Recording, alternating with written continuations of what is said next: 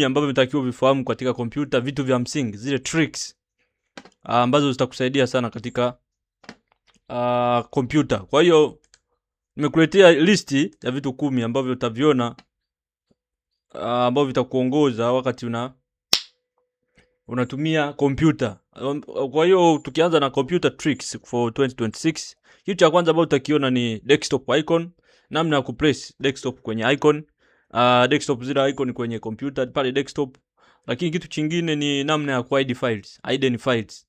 Kama kuna files zako ni confidential, labda kompyuta inaweza ikawa inatumiwa na watu wengi, au unataka mtu by accident, labda mtu anatumia kompyuta yako, utaki mtu labda aone faili zako. Kwa hiyo namna ya kuhide zile faili zako utaona namna ya kufanya. Lakini kitu kingine ni disable window update, namna ya kudisable window update na yenyewe utaiona. Lakini kitu kingine ni new partition, namna ya kucreate partition kwenye kwa ajili ya kwenye disk zile disk, kwa maana ya disk management, au to create a new partition, na hiyo utaiona. Lakini kitu kingine ni namna ya kuinstall lakini na uninstall program, na yenyewe utaiona. Kitu kingine ni free download programs, namna ya kudownload program for free. Watu wengi wanahangaika web gani ambayo unaweza ukaenda ukapata document program ambayo ni nanili ni free, unaweza una download then una install. Watu wengi wanakuwa wananiuliza ni namna ya kufanya. Kwa hiyo na yenyewe itakuwepo kwenye hii kategoria yetu.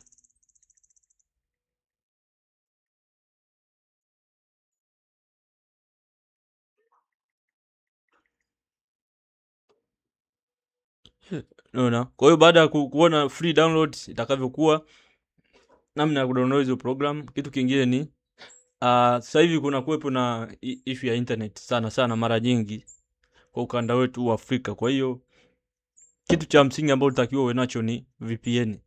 Watu wengi wanatumia VPN kwenye simu, lakini namna ya kuweka VPN kwenye kompyuta na yenyewe utaiona. Lakini kuna kitu kingine, namna ya customize taskbar. Kuna mtu mwingine anataka program labda ziwe kwenye taskbar, akifungua tu moja kwa moja kwenye desktop anaziona. Kwa namna ya kuzipachika pale na yenyewe utaiona. Lakini kitu kingine ni computer properties. Unahitaji kujua, labda umeenda labda dukani, tuseme unataka kununua kompyuta, kwa unataka ujue namna ya kupata zile properties, vile components, vile vigezo vya ile kompyuta ni vitu gani, properties zake ni zipi, na yenyewe utaiona hapo. Lakini kitu kingine ni matumizi ya AI programs kwenye browser, namna ya kutumia hizo AI kwenye browser, na yenyewe inabidi tuione ikoje, na yenyewe tutaipitia kwa ukaribu kabisa, tutaiona ikoje. Yes, ndio itakuwa mwisho wa slide yetu ambayo tutakuja kuiona. Kwa moja kwa moja tukianza na kitu cha kwanza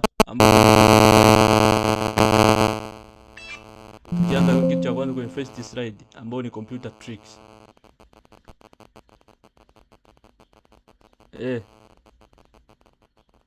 Hello. Wa vipi? Nipo live hapa YouTube hapa. Nitumie message basi.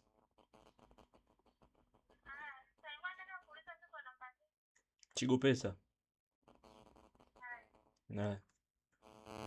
Kwa tukianza moja kwa moja na computer tricks hapa. Kitu cha kwanza ambacho tuanze nacho ni desktop icon. Kwa hiyo nataka namna ya kuweka desktop icon. Kwa mfano kama hii this PC network control panel, takiwa uje hapa moja kwa moja, njoo kwenye fungua hapa, njoo kwenye setting. Au ukifungua setting utaiona inakuwa inaonekana hapo setting. Ukishaifungua nenda kwenye system hapa, unaweza ukasearch hapa kwa haraka. Kuna kitu kinaitwa desktop icon.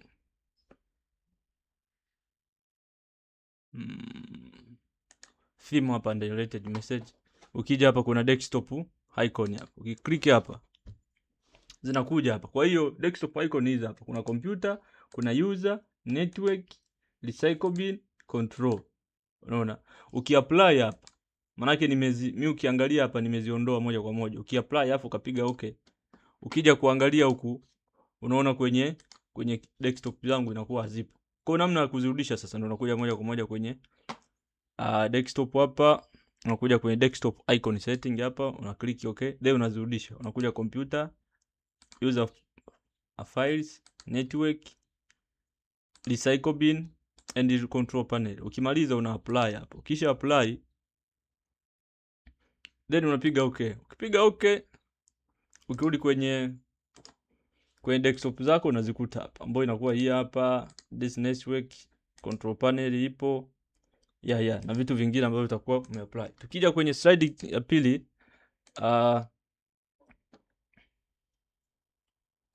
kwenye kitu cha pembeni utakiwa bado kuona desktop icon. Kitu kingine ambacho tukiona ni hidden files. Kwa hiyo namna ya kuhide files. File una kwa mfano ukija kwenye ukifungua hapo kwenye this PC, au unakuja labda kwenye partition yako ambayo unahifadhi vitu. Labda kuna hii hapa downloads zangu. Mimi sitaki mtu azione downloads zangu hizi. Naziidije? Ukitaka unakuja hapa. Una right click hapa. Right click hapa. Ukiangalia kwenye properties hapa. Kwenye properties kuna kitu kinaitwa attributes hapa. Kuna read only applies to files in folder, lakini kuna hidden. Ukipress hidden hapa uka-apply, anakuambia do you want to apply this change? Yes, apply this folder, subfolder. Okay. Ukipress okay, then unapiga okay. Ukija hapa ukija kufungua tena, unaona hapa hidden ambayo iko think, kuna think file inaonekana. Kufungua hapa, hizi files zote zinakuwa zote unazoona hizi ziko hidden zote hizi. Kwa ukija hapa unarudi kutaka kuzirudisha, folder is ready for achieving encrypted content. Ukipiga okay, ukianide hapa, uka-apply, uka-press okay, then okay, then file yako moja iko hidden. Lakini ukitaka kuzioverall zote unakuja okay, nani properties hapa, then una press okay, una unhide hapa, una apply, then unapiga okay, then unapiga okay. Kwa hiyo file yako inakuwa hidden. Kwa hiyo kwa mfano ukihide, ukija kufungua tena computer, hizo file zote hazitakuja kuziona. Kwa namna ya unazijuaje kama kuna hidden file? Right click hapa kwenye properties hapa, ndio utakuja ukute kuna hizo files ambazo zimekuwa hidden. Properties.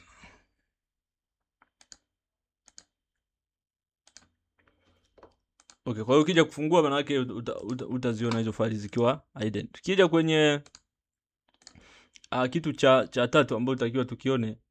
Kitu cha tatu tutakiwa tuone ni namna ya kudisable window update. Unajua kuna sometime unaweza ukaconnect computer na internet, labda uko na bando kidogo. Baada ya muda mfupi unaambiwa kwamba data, labda ulikuwa na GB 5, baada ya muda mfupi unaambiwa kwamba data zako zimeisha, kwa maana internet bando imekwisha. Sasa unawezaje kuovercome hiyo tatizo? Kuna kitu kimoja kinaitwa window update. Window update ndio ina consume most of time internet kwenye computer kama uitumii, kama ufanyi matumizi mengine ya mtandaoni kwenye browser.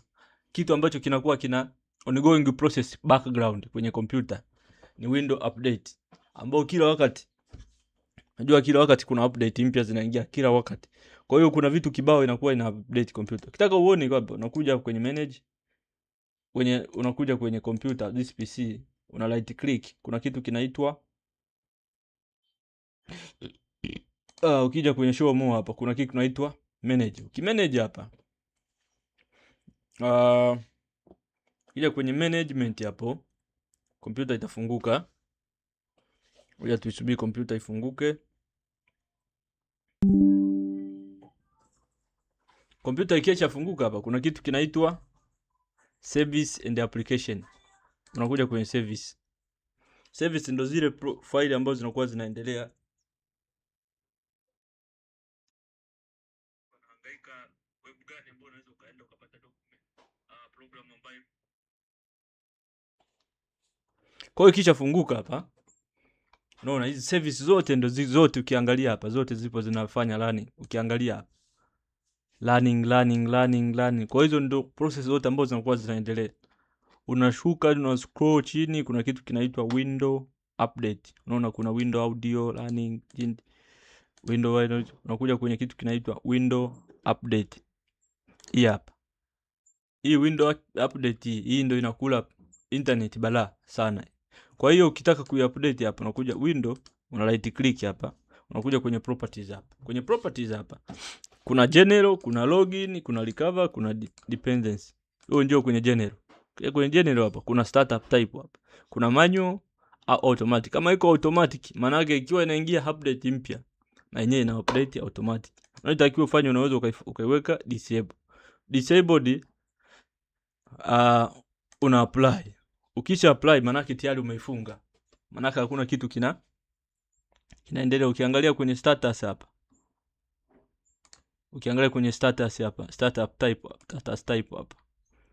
Hii ya window update.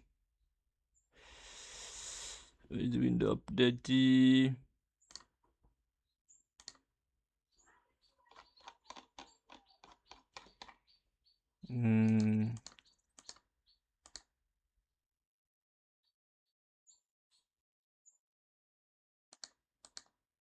Window update.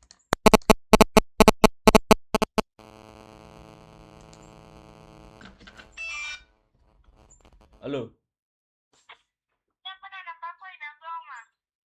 Namba ipi?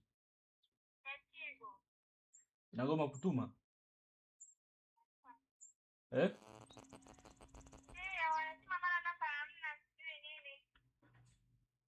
Basi namba yangu iko hewani. Nitumie kwenye Airtel. Nitumie Airtel huko. Nitumie Airtel Kigoma.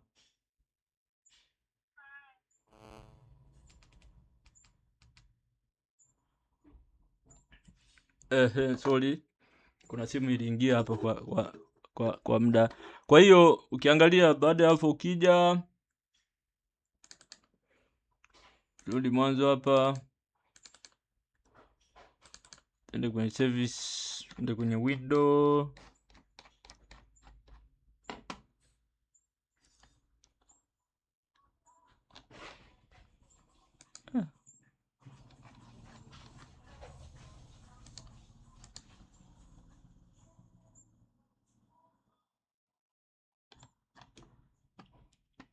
Sorry, kuna vitu kimepotea hapa ghafla. Sijajua kitu gani.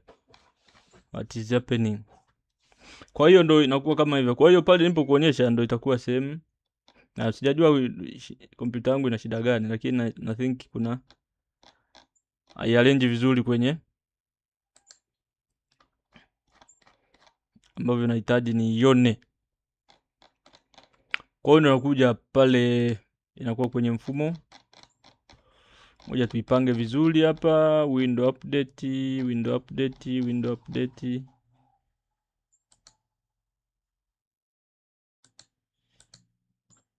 Nadhani kwenye arrangement hapa. Kwa hiyo ukitafuta window update utaiona ndo kama hiyo. Ukiweka disabled inakuwa kama vile. Kwa hiyo ukimaliza then una cancel. Maana yake unakuwa tayari ushaokoa. Tukija kwenye slide number 4 kwa maana ya new partition, namna ya kutengeneza partition kwenye kompyuta. Unafanyaje? Unakuja vile vile, unakuja kwenye kompyuta pale.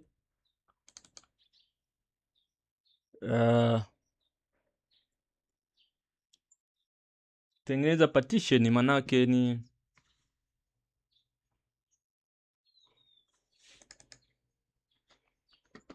partition manake hapa unataka ongeze labda partition hii hapa, unataka kufreeze kufanyaje. Kwa hiyo utakiwa ufanye, njoo hapa kwenye hii this PC, right click hapa.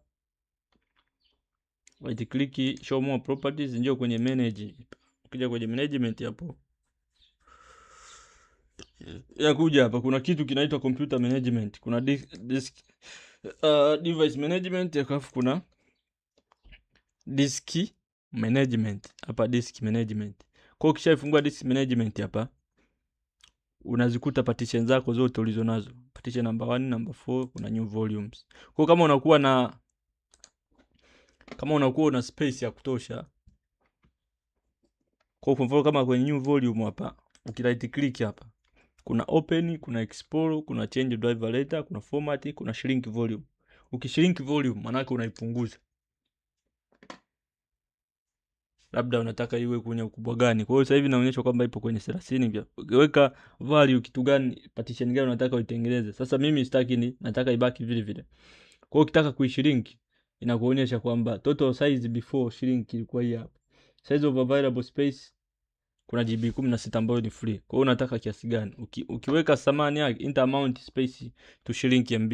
Kwa hiyo ukiweka hii hapa then ukipress shrink hapa, moja kwa moja unakuta ishajitengeneza partition mpya. Kwa kesi yangu mimi hapa sitaki kushrink, nahitaji baki vile vile. Kwa hiyo sehemu yoyote ni hapa. Ukitaka ku delete partition yote ni huko hapo. Ukitaka hapo ukija kwenye explore kuna format, ukitaka kuiformat hapa.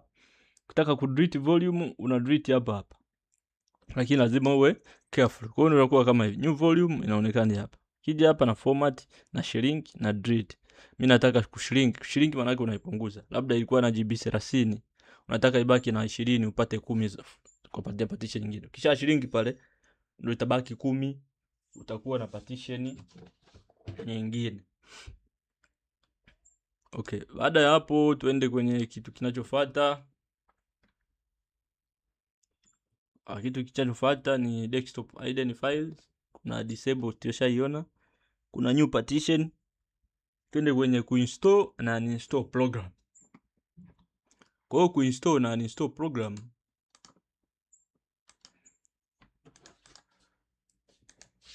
wapi unatakiwa uje? Unakuja moja kwa moja kwenye control panel hapa. Una click control panel.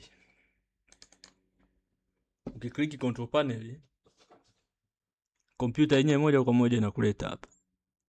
Kuna system and security, kuna user account, kuna network. Ukija hapa mwisho kuna kitu kinaitwa program. Ukiklik program hapa, utaiona hapa kuna uninstall program ndio type. Kwa hiyo kuja kwenye uninstall program hapa, unachagua program yako yoyote ambayo unataka kuinstall.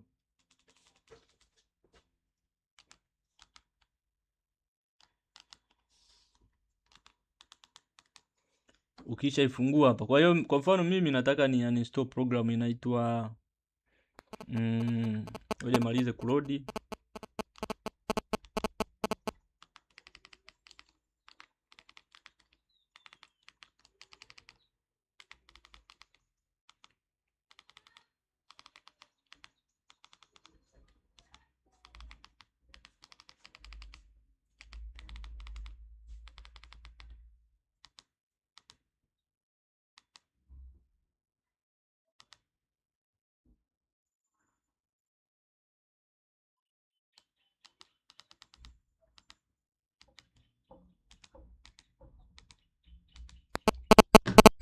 Kwa baada ya kuwa imeload, kompyuta yangu inasumbua kwenye loading. Ikisha maliza kuload, kwa hiyo mimi nataka hii Wirecast ndo ni uninstall. Nakuja hapa na right click.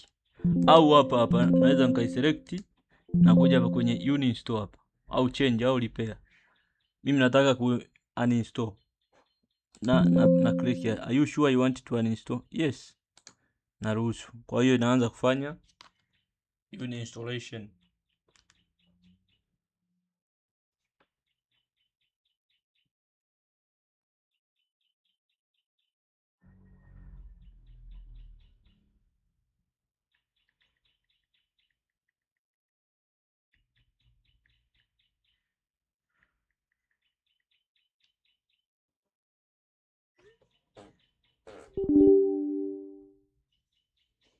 Kwa hiyo do you want to allow this app to make change on your device? Yes, una press yes.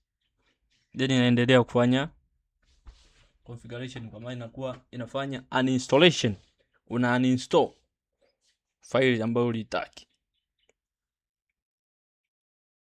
Kwa hiyo unaiacha ina download kwa muda, inafanya kila kitu. Ukimaliza unaiti okay, unaendelea na kitu kingine.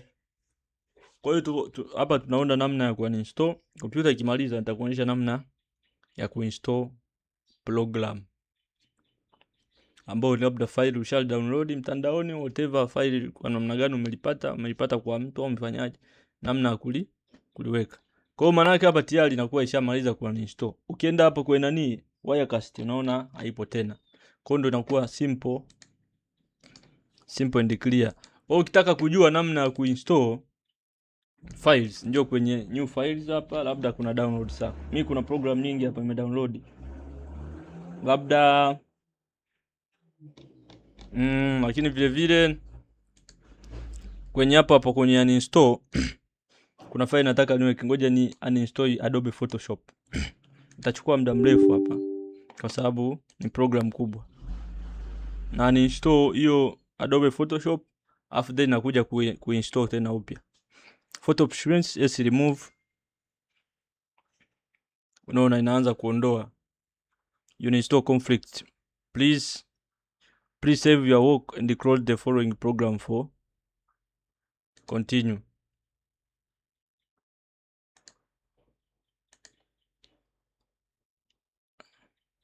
Hapa kuna file ambayo nilikuwa sija save, ndio maana inagoma, lakini utakuja kuiona baadaye quite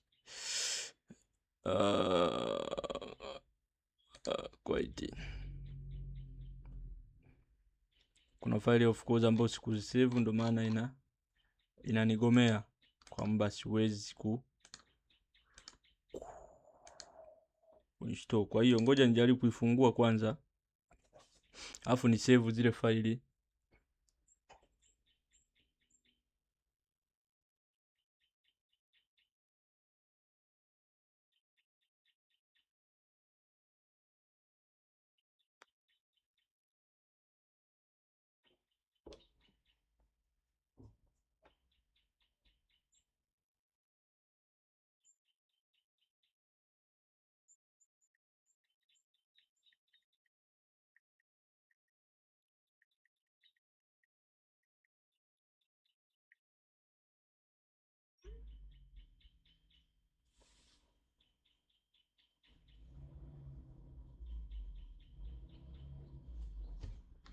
Nadhani kuna program sija save, sijajua ni ipi. Nadhani ni hii hapa. Save.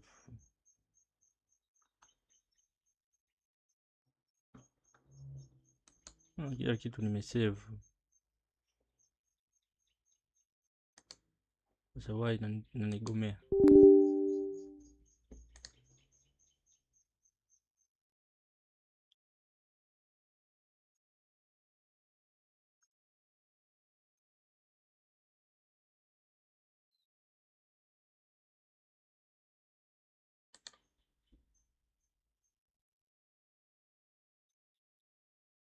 Please save your work and close the following program for all logged in user. They click continue.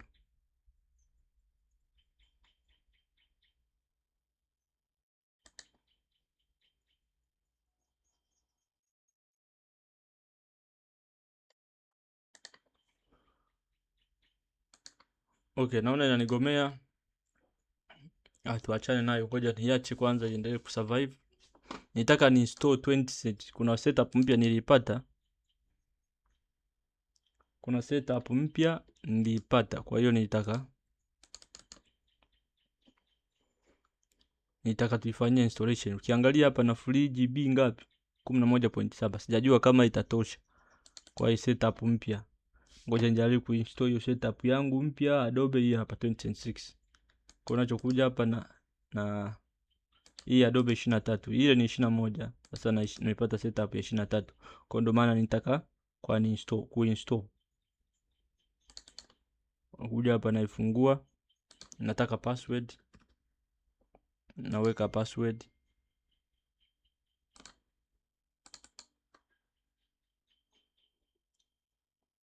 Hapa kuna setup install hapa. Nataka password. Okay, naanza lazima ifanye extraction. You are free trial has ended. Okay, setup hii hapa.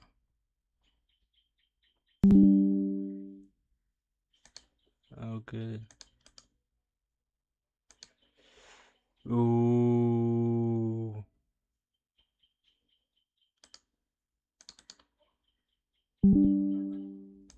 Unajua hizi files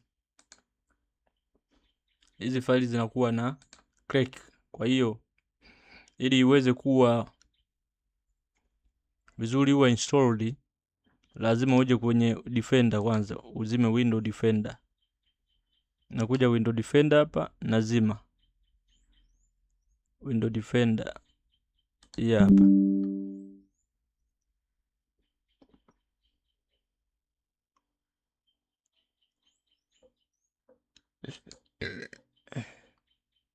Nakuja manage, kuja nizime kwanza hapa, ndio nitafanya kazi yangu vizuri kabisa. Zima zote, napiga okay. Nikija hapa naweza nika extract unsupported wizard. Okay, na click hapa, naweka password na hit enter, then na close. Nakuja hapa setup installer, nakuja naweka password na press okay. Ile setup yangu ya unaiona, baada ya kuzima tayari inaniruhusu niendelee na kazi zingine. Kwa hiyo naanza kufanya installation. Kwa hapo nafanya installation ya Adobe 2022. Ni powerful. This is very powerful program. Kwa hiyo nahitaji computer iwe na graphics kubwa, ndio nafanya installation fast. Computer yangu of course haina graphics kubwa, tutakuja kuiona kwenye properties wakati tunafika kwenye slide nyingine. Nadhani slide itakayofuata baada ya kujua namna ya kudownload hizo nani, tutakuja kujua. Kwa hiyo inaendelea kule, inaendelea kuinstall. Hii alishamaliza kutumia.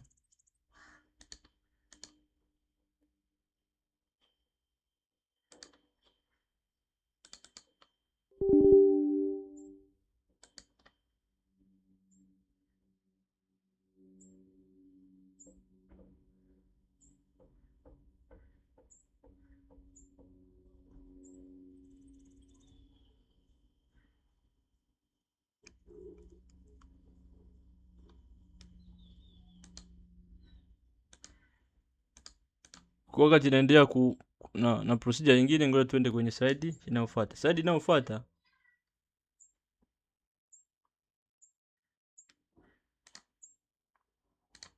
kuna kitu kinaitwa free download. Namna ya kudownload sasa. Umeona na program nyingi sana kwenye kompyuta yangu. Na program nyingi sana. Hizi hapa zote hizi nimedownload hizi. Program zote hizi nimedownload zote. Ziko almost 28. Hizi zote nimedownload free tu. Limradi ni wewe tuwe na internet. Kwa hiyo nilichokifanya, kuna website moja inaitwa Get Into PC au Get Into PC. Unayotakiwa ufanye, nenda kwenye internet hapa sasa. Unaenda kwenye internet, una search internet Get Into PC. Ukisearch Get Into PC, kuna hii ya kwanza, kuna hii ya pili, kuna all software category. Una press all software categories. Kwa hiyo itafunguka properties zote, software zote hapo unazikuta hapa. Kuna operating system, kuna 3D CAD, kuna graphic design, kuna multimedia, kuna development, kuna antivirus, kuna education, kuna tutorial. For instance, tuende kwenye operating system au 3D. 3D zinaonekana hizo hapa. Kuna hii drawings, kuna nini. Kama unataka kudownload labda tuseme architectural, wale architect wale, unataka labda kudownload tuseme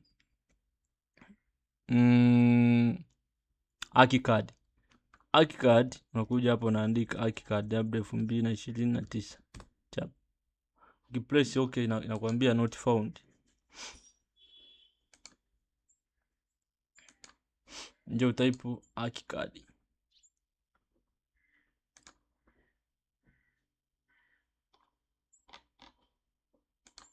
nakwambia not found.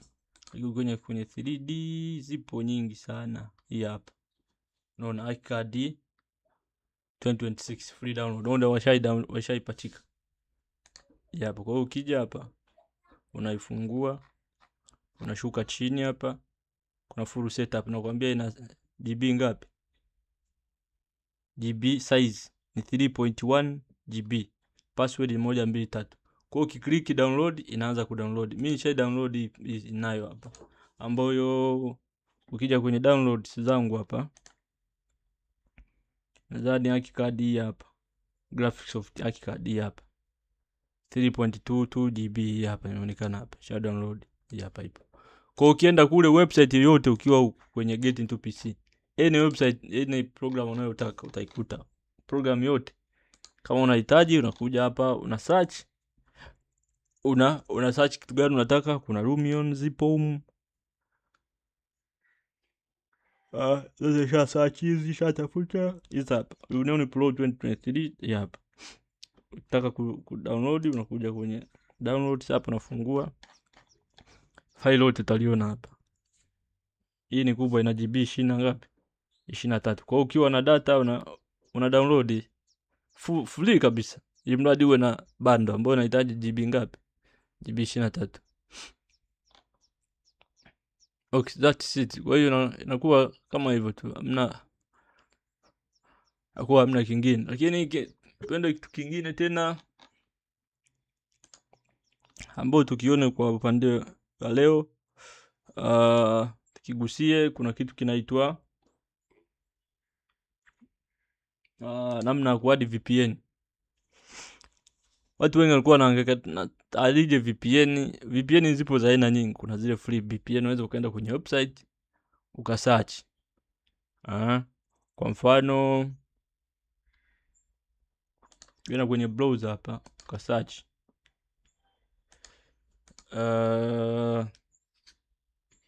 kuna website moja inaitwa vpnbook.com. search hapa. Ukisearch hapa ndio utakuta free Android VPN, get free access VPN.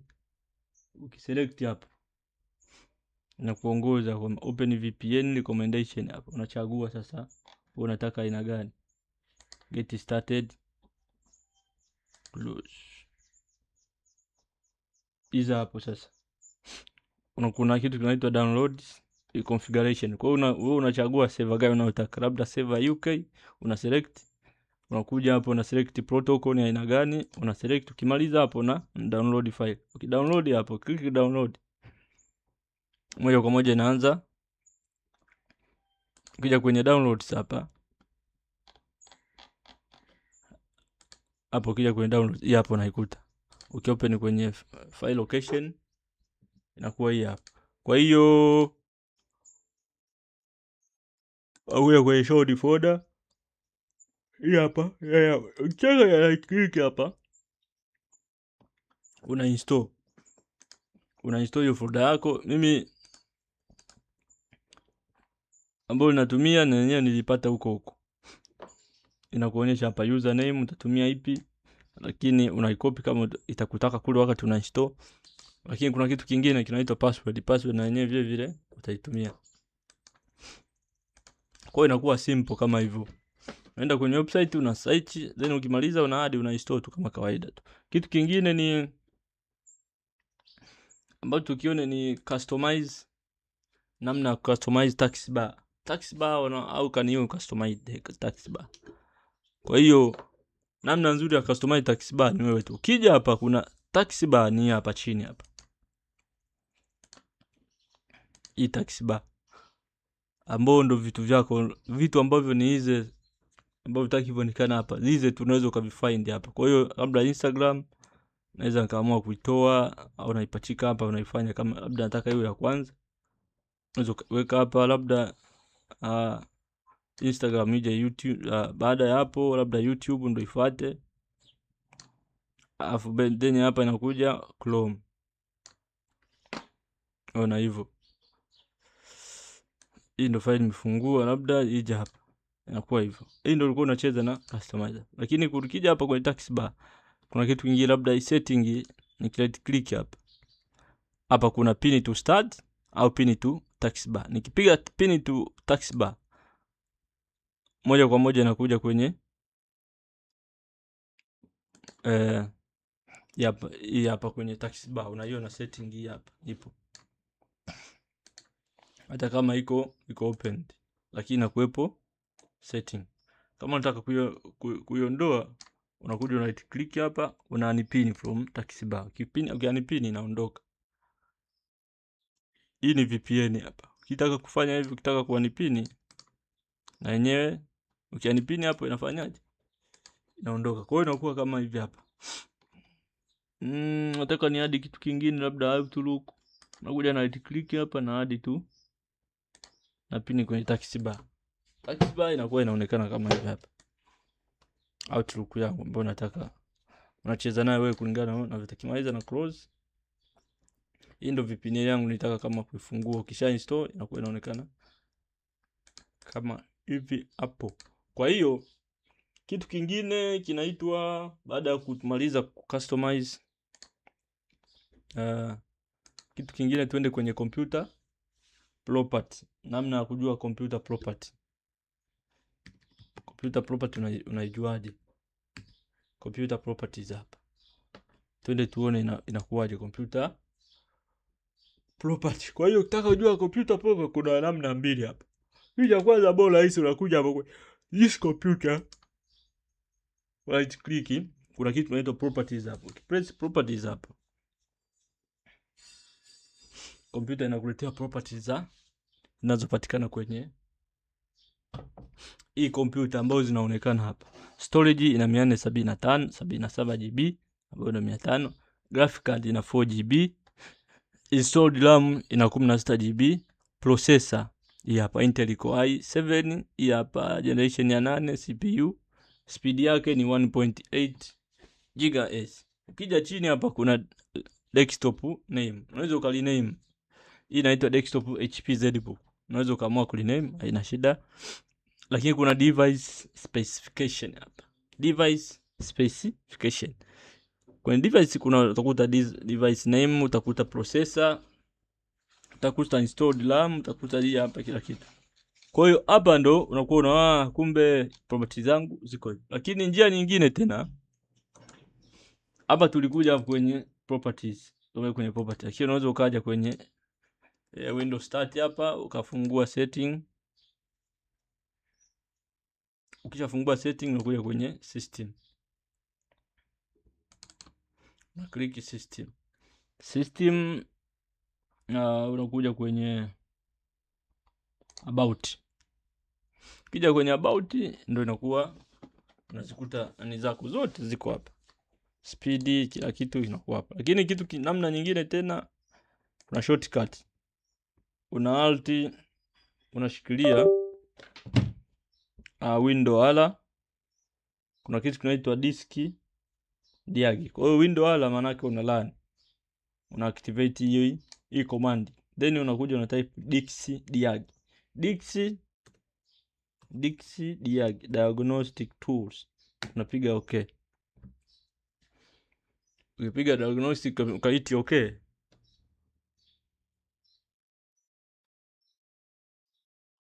Fungua yote kwa moja. Sasa hii ndio inakuonyesha system yote ya computer. Ambapo kuna system ambapo vitu vyote inakuwa inavionyesha hapa. Kuna display ambayo display ya kwanza ndio ile iliyotengenezwa. Kama hii ina graphic card, utaikuta kitu kinaitwa display 2 ambayo mi graphic card yake ni AMD Radeon.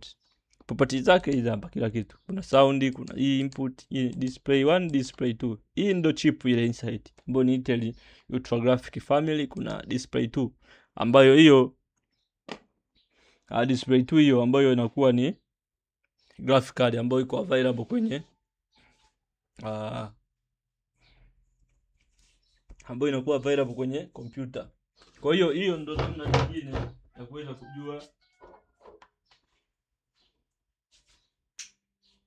Hii ndo namna nyingine ya kuweza kujua namna ya kufungua hii kujua properties za kwenye computer yako zikoje.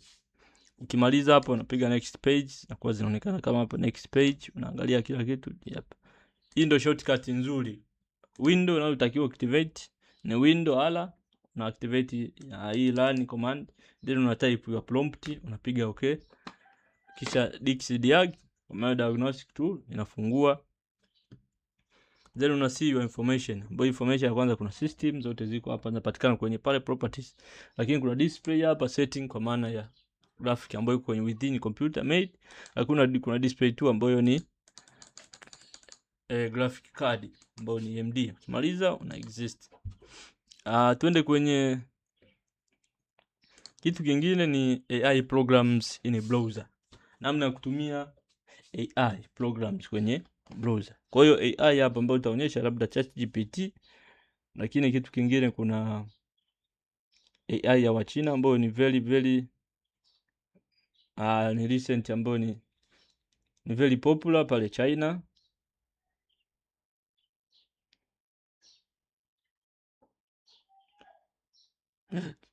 Lakini kitu kingine ni DeepSeek kwa maana ambayo hii iko very popular AI, very popular, lakini nitaonyesha na OpenAI namna zinazofanya kazi. Kwa hiyo tukija kwenye browser yetu hapa, na tuclear hii hapa Lumion and this one, then open. Kisha open, ndio hapa type labda DeepSeek. DeepSeek artificial intelligence ya Kichina. Hii ndio most mimi natumia sana, almost kila siku lazima nitumie DeepSeek. Kwa ukija hapo unaona iko nataka hii hapa, nachagua DeepSeek, inafungua kama hivi hapa instant. Yes. Kwa mfano what the best YouTuber in the world. Ukimaliza unaita enter, then unaona inakujibu thinking about this, you know. The search data show the relevant, inakupa facts lakini nakwambia 40 for 6 seconds. Lazima hapo utamkuta Mr Beast, umkose hapa Mr Beast. Kwa mfano ukija kwenye account, subscriber account, unaona in dominance cost and confirmed by several authority publication and history work track. Subscriber account, Mr Beast is the most subscribed individual YouTuber globally. As of the late 2026, he had 48 million subscribers, a number exceeding any other individual creator on the platform. Ending in influence, Forbes had linked him as the world first top creator for 4 consecutive years, a spot that has yet to be dethroned by another creator. Known as YouTube's own ranking. It is first ever years ended recap. YouTube crowned Mr Beast its one creator for the 6th year in row. While Mr Beast is a fortuner, other creators have strong claim to being a best different categories. For instance, Time named Livestream Kai Kenneth the most influential creator of the 20th. iShowSpeed was recognized by YouTube as the most watched creator. Hawa ndo most. Huyo hapa ni streamer Kai, Mr Kai and iShowSpeed best streamer, lakini creation kwenye issue ya category ya content creation sana mostly ni huyu Mr Beast. Kwa hiyo hii ndio unaweza ukatumia. Kwa hiyo labda unaweza gives prompt, unaweza ukasema prompt the website program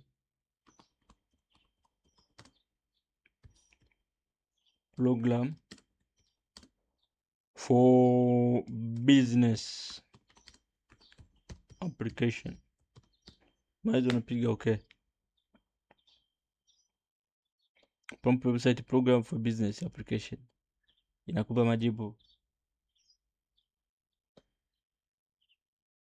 Sound like you want me to find prompt that you can use example with an AI code generator like ChatGPT, Cloudpilot, whatever. Unaona, ukija huku chini tayari unaona AI ilivyokuwa ajabu. Direct answer ready to learn business app. Below the complete copy and save HTML file, save its business app HTML and open it in your browser. Ukija hapa moja unaiona jamaa asha kupa code yote ya kulani business. kila kitu hapa.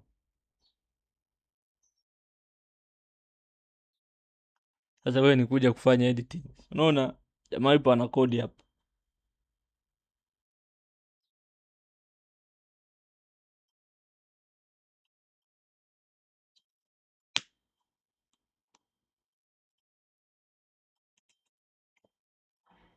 Aidha amemaliza jamaa. Hii hapa.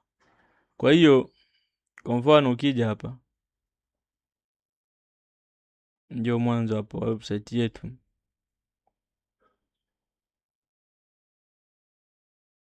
Ukija hapo ukakopi. Kwa mfano naikopi. Nikikopi hapa nakuja nafungua kitu kinaitwa labda Notepad++. Kifungua Notepad++, nakuja files. Kuja kwenye files hapa na open new files. Nikija hapa na paste ile file yangu. Nikimaliza hapa nakuja hapa na save. Ya file hapa na save. Kisave na save business app.html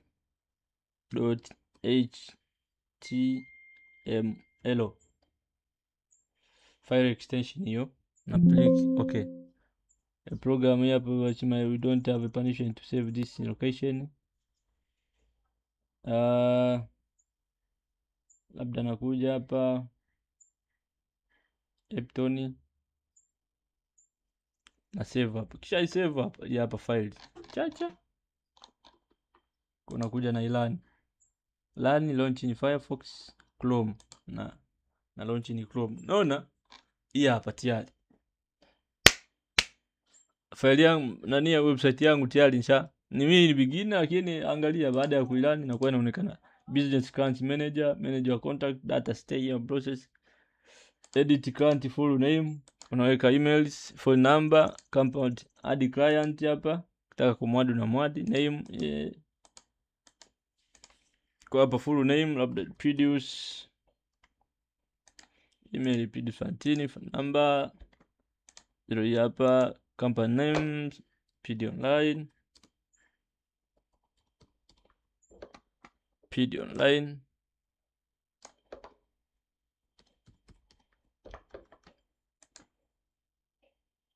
kimaliza hapa na add client. Nataka kuadi mwingine labda Mr Beast na add ndani yake labda natumia hiyo phone number, natumia ile company name Mr Beast. Kimaliza una add client hivyo. Ndio hiyo simple. Ukitaka kumodify unarudi kwenye Notepad++ kwenye product yako hapa, labda una add kitu cha una add ile, nakuja kwenye type hapa enter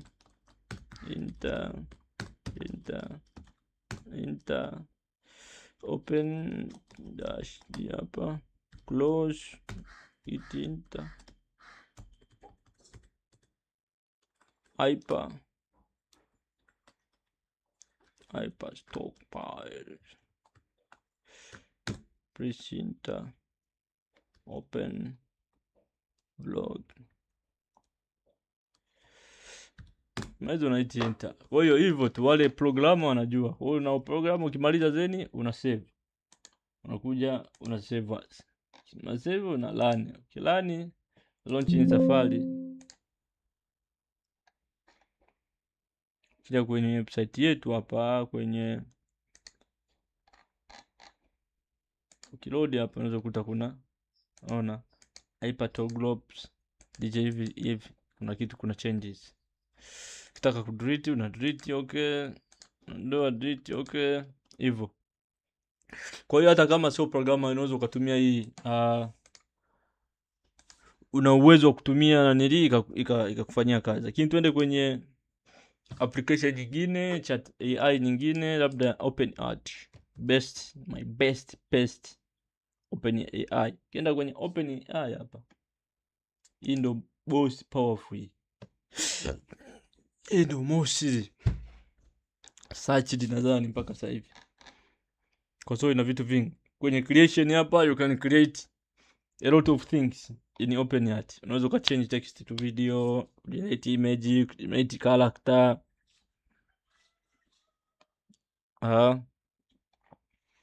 Ukifungua inakuwa inaonekana hapo. Ukija kwenye home hapa, uya kwenye create image, inafanya image creation.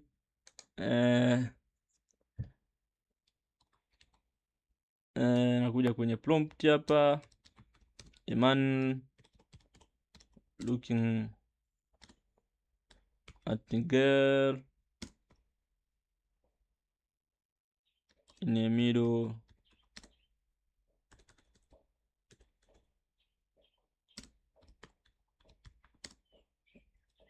forest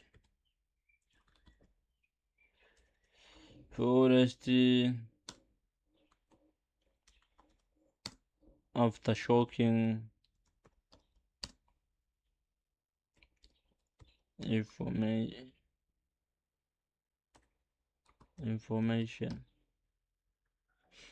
Ukimaliza hapa, atakuwa umeprompt, unakuja auto polish, then unakuja kwenye output, unataka hiyo size gani, na select. Ukimaliza unakuja cha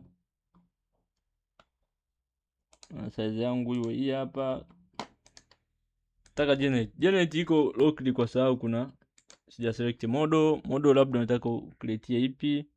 Best nadhani ni nita use nano banana. Tunaweza create nano banana, napiga done. Nishaweka model yangu na nimesha describe picha yangu ikoje, select size, kila kitu, na kuja hapa generate. Ukigenerate unaona kwa sababu mimi sina credit za kutosha, ndio maana inataka. Kwa mfano ukiangalia hapa kwenye generation hapa inahitaji credit 20, lakini mimi ukiangalia kwenye hapa for free na 15. Kwa hiyo siwezi kugenerate. Kwa hiyo ingekuwa na tayari sha upgrade hapa na generate inanipa majibu yangu kulingana mimi ninavyotaka. Hiyo ndo OpenAI. Wewe kwenye create unaweza ku create character, unaweza ku create world, audio, kila kitu ambacho unataka. Tuone kitu kingine kinaitwa ChatGPT. ChatGPT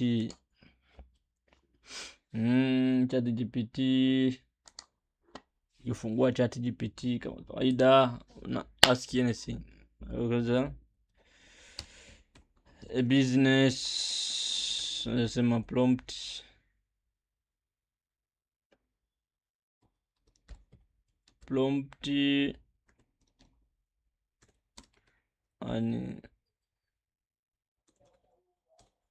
an website for business application. Maiza na enter kama kawaida. Ilikuwa application nyingine ina generate hapa, itakupa kodi zote.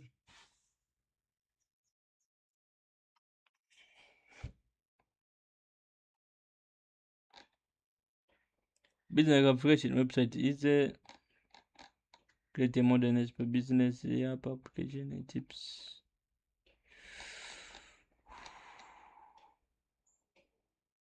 Copy kwa mfano hizi, ukienda kwenye OpenAI na kuja hapa na paste hapa, kufanya generation hapa nakupa majibu ya hatari mpaka wewe unakimbia. Kwa ndio hivyo, kama hapo ni vitu ambavyo takiwa namna ya kuzifungua, matumizi yake AI creators. Siku moja nitakuja nitoe tutorial kwa ajili ya kudili na AI tu, namna zinavyofanya kazi AI. Kwa ukimaliza unafanya close out ya vitu vyako vyote. Ukiangalia kwenye zile AI list yetu, maana yake tumecover each and everything. Kwa nadhani ukifuatilia hapo kuna vitu umepata, kuna vitu umegain. Kwa kama huja subscribe, naomba uendelee kusubscribe for more videos to come. Nadhani next video itakuwa namna how to use AI, application of AI in a daily life. Application of artificial intelligence ni daily life. Ukimaliza hapa una close vitu vyako vyote ambavyo vihitaji.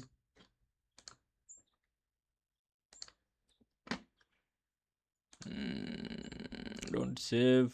Kuja hapa then nafanya stop streaming. Do you not be able to connect?